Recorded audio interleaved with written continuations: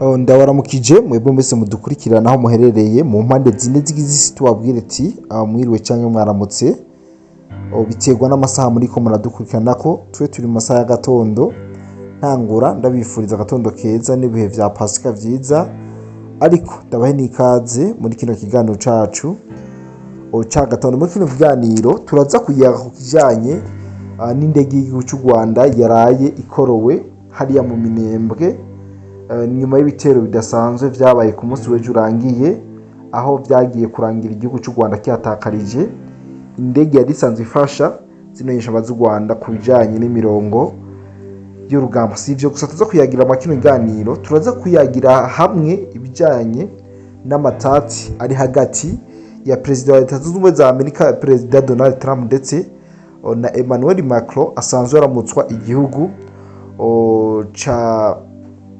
c'Ubufaransa, bariko barapfa ibinyene biriko birabera ku butaka bwa Kongo nk'uko amakuru yacu abandanya abitubwira. Mwa kino kiganiro cacu kigufi cane turaza kuyagamwo ibindi vyinshi cane ku bijanye n'abasirikare batari bake batwigwaneho bariko baragerageza kwishikana hariya mu misozi miremire ya Minembwe, mu gihe umuriro uba wabakanye wabaye mwinshi. Two turabona benshi bagenda bishikana canke bagenda bishikana mu gihe baba bariko barakubitwa cane. Rero mwumve yuko ibintu bidasanzwe n'inyuma y'iturika ry'ububiko bw'ibigwanisho ryabaye mu gisagara ca Bujumbura, aho bikimara kuba Kagame na Corneille Nangaa bavuze yuko badakura ingabo zabo mu gihugu ca Kongo nk'uko amakuru abandanya abitubwira. Rero mwese mudukurikirana, singomba kubicisha amajambo cyangwa ndababwire vyinshi, ariko mu nkundiye manze shimire cyane mwebwe mwese mudahengeshanya kubana natwe mu biganiro n'amakuru tubandanya tubashikiriza ata kibazo na kimwe.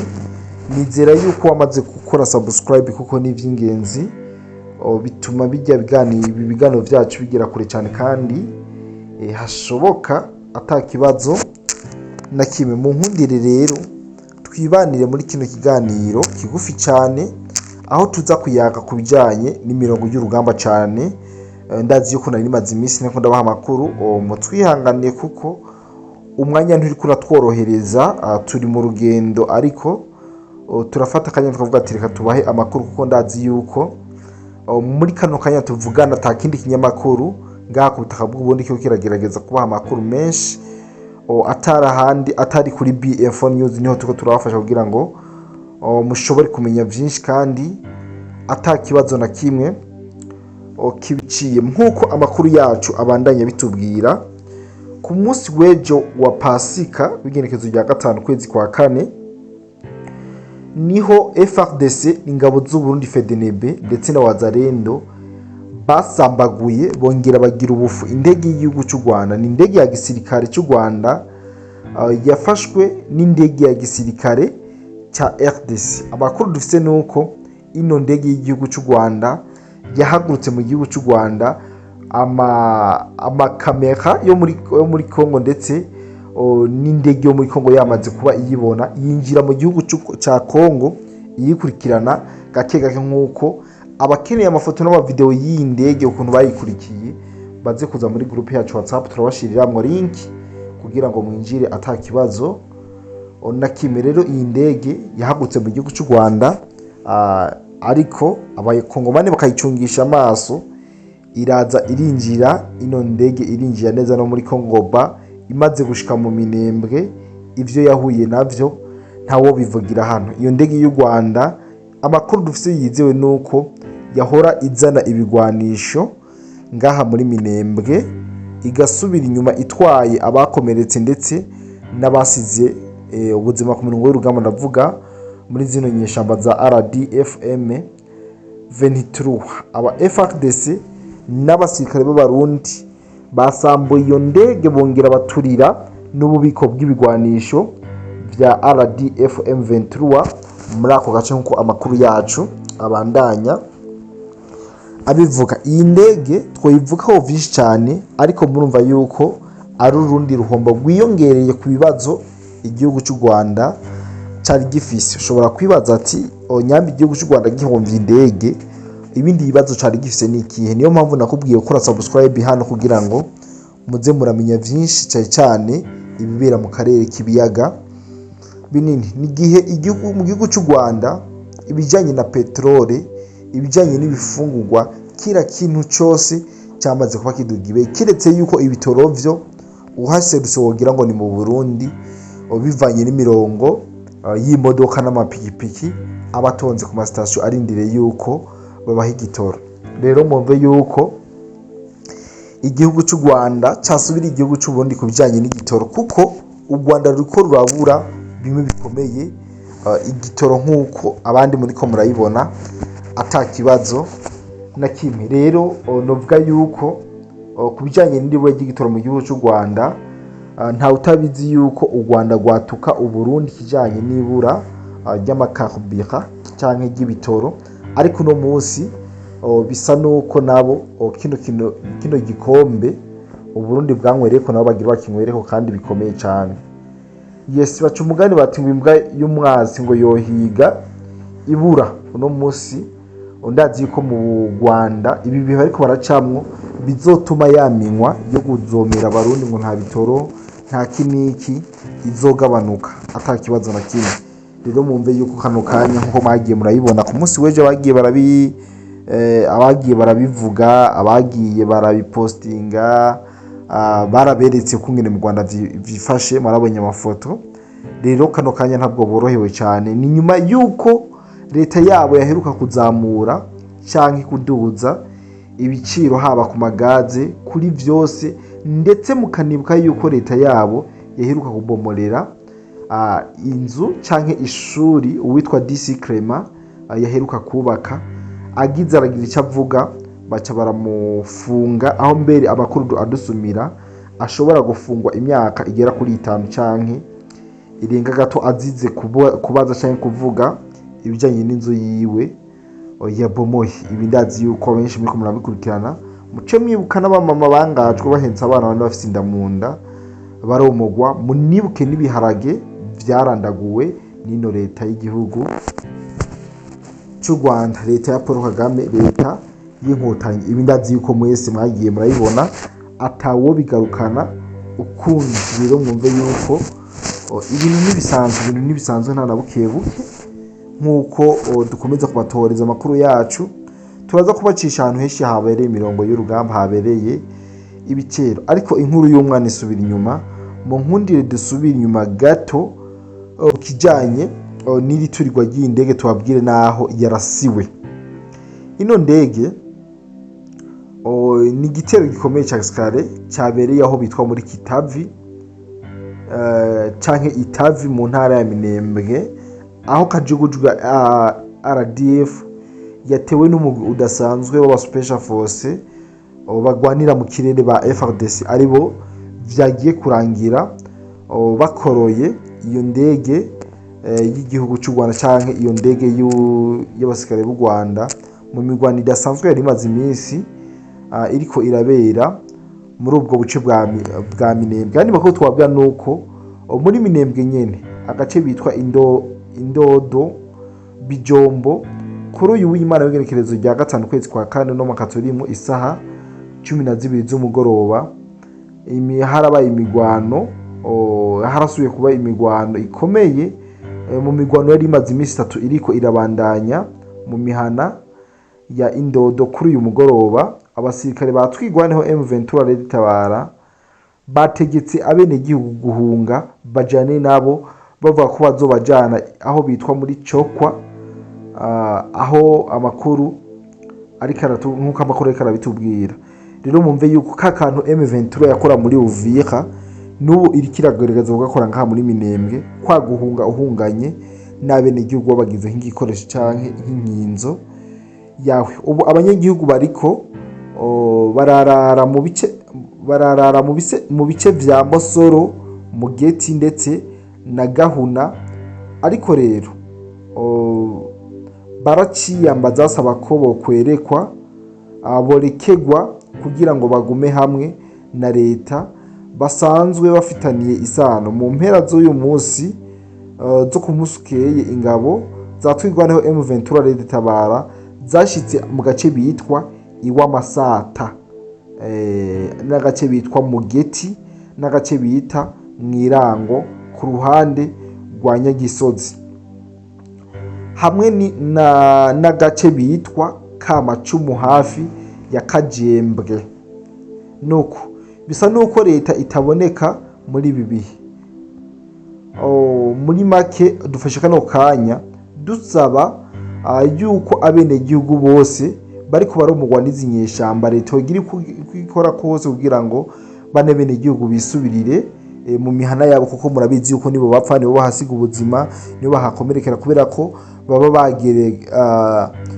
baba baba bashizwe imbere kugira ngo resite yabo ibe, kandi resite yabo n'ubwo hapfa igitigira nyamwinshi c'abene gihugu vyitwe yuko ari leta ya Kinshasa yabagandaguye. Rero mwumve yuko na Red Tabara baravuga ko bari muri ako karere ndetse bafise n'umugambi wo gukora ubwicanyi budatoranya no gusahura, bitwaje ko Kajembwe iharugwa ubu bariko barahakika.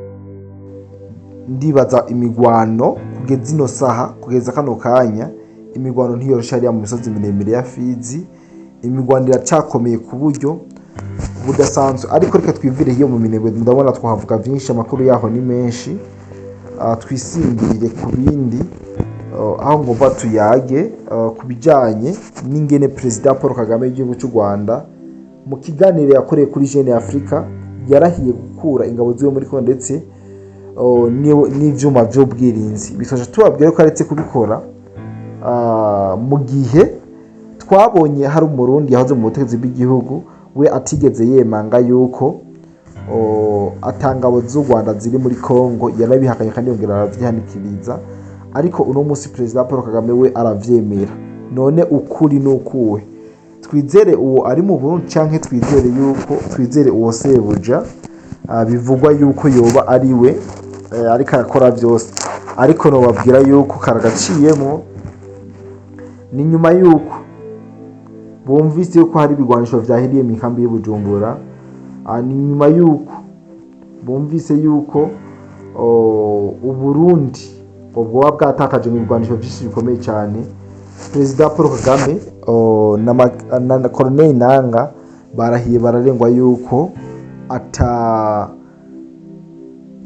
bararengwa neza kabisa atangabo bagiye gukura mu gihugu cya Kongo, nkuko mwagiye muravyumviriza abenshi. Ndazi yuko kano kanya kancitse kugira ngo ashobore kubaha buri kimwe nkuko amakuru yacu abivuga. Rero ndibaza yuko nzakomeza kubatohoreza, ariko nababwiye yuko inyama mukura mu kanwa k'imbwa yikuzamwo umuhini. Ubu bano baragwanyi batwigwaneho barabonye yuko igihugu cy'u Rwanda cabahenze canke cabashutse, bakomeza kwishikana ku bwishi, aho kuri uno musi inyuma y'imigwano yarayibaye hishikanye abasirikare bagera kuri 13 bishikanye muri FRDC aha muri Mikenke kuri uno wa Mungu cyangwa uwo w'Imana urenganye. Inyeshamba zatwigwaneho 13 zihetse imbunda zazo za AKA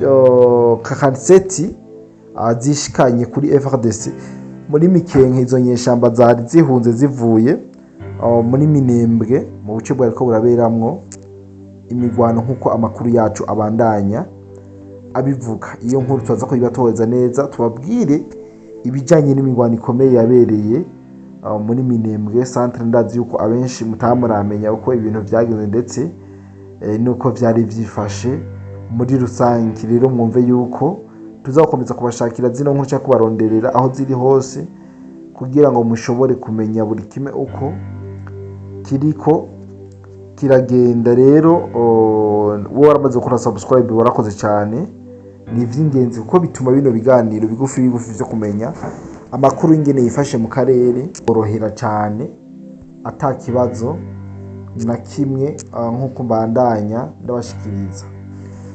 Kandi muri kino kiganiro nari nababwiye neza yuko nza kubabwira ikijanye n'amakimbirane ariko araba hagati ya President Donald Trump arongoye Leta Zunze za Amerika ndetse na Emmanuel Macron. Amakuru ufise nuko ngo Trump amaze gusuzugura Emmanuel Macron ndetse batanguye gushwana bapfa ikibazo ca Iran. Ngo Macron yabwiye Kagame ko yokwanka no kuva mu gihugu ca Congo nk'uko amasukse yacanke abasesanguzi bagiye batandukanye bariko barabivuga, aho yavuze ati yabwiye Kagame ati nzokomeza ndagushigikire ntahengeshanya atavyo gukura ingabo muri Congo. Niyo mpamvu Kagame yagiye muri Jeune Afrique ahavugira amajambo novuga yuko adasanzwe, amajambo y'agahema, amajambo y'akagaye, nk'uko mwagiye murakurikirana. Mbega Donald Trump wa Leta Zunze Ubumwe za Amerika na Emmanuel Macron nike kintu boba ariko barapfa. Amakuru dufise nuko Emmanuel Macron kano kanya ariwe ahagarariye NATO, ba Bill Clinton, ba Obama, ba globaliste, ba abatinganyi n'abandi bose. Ikibazo ca Trump niwe mugwi utwara isi kuva intambara ya kabiri y'isi. Trump hari ivyo akora bibi n'ibindi vyiza. Mu vyiza rero nuko atifuza ko Kagame n'inkotanyi ziwe baguma mu gihugu ca Congo, ndetse akaba ashaka ko amabuye yungura Congo na Amerika ikahavana agatubutse. Iyo ni imigambi ya Donald Trump, nk'uko twabandanije tubikurikirana mu makuru twagiye turaronka. Ubu rero kubera ko intambara ya Iran, Macron kuko ariko arabona ko Trump yahuye n'uruva gusenya, vyongeye kumufasha gushira hamwe ubumwe bw'abanyaburayi ngo bavuge rumwe, bituma yongera kwiyumvamo akantu k'akagovu. Yes, ndibaza amakuru twateguriye tuba turayarangiriza ngaha, nubwo igitondo kikiri hafi cyane, ntibidukundi ikirere kimeze nabi kabisa, ariko turaza gukomeza gutohoza amakuru, turaza gukomeza kubaronderera vyinshi kugira ngo muze muraja update ku mirongo y'urugamba. Kubafatiye hagati kino kiganiro, mu nkundire ndababwire incamake y'ingene yari imeze. Muri make nosubira mino nkuru y'igihe cy'isaha 6:11 kuri uyu wa kane, kuri uyu wa gatanu, Iminembwe mu gace bitwa Rwimishahu hafi ya Kiziba no ku kibuga c'indege ca Minembwe.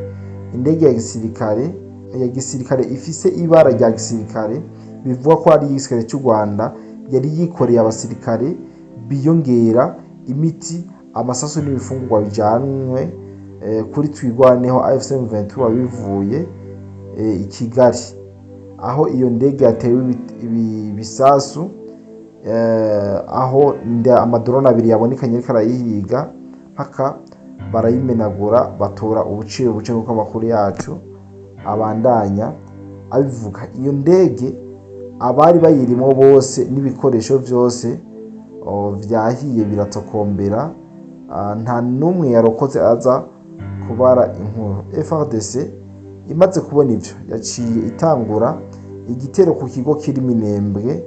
Ivyavuyemwo bizomenyekana nko ku munsi w'ejo.